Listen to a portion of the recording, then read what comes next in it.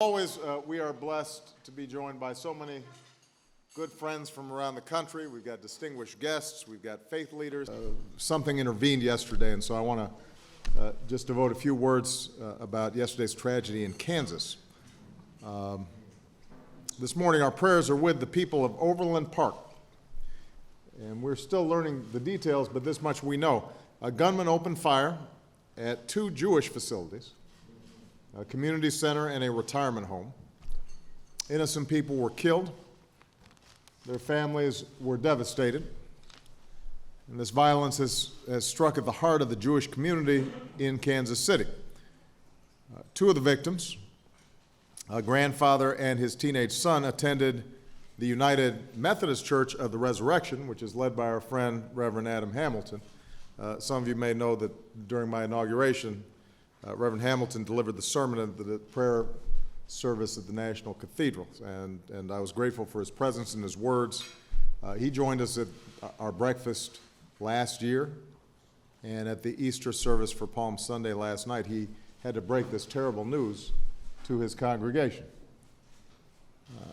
That this occurred now, as Jews were preparing to celebrate Passover, as Christians were observing Palm Sunday.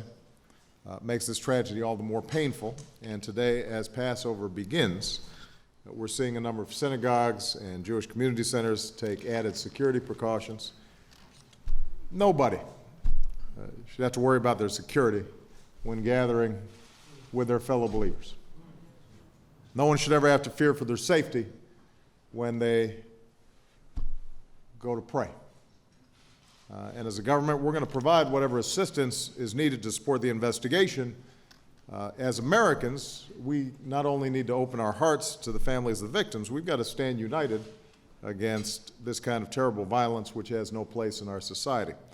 And we have to keep coming together across faiths to combat the ignorance and intolerance, including anti-Semitism, that can lead to hatred and to violence.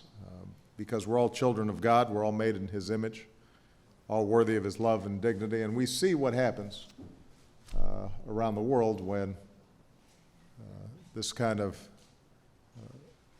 religious-based or tinged violence can rear its ugly head.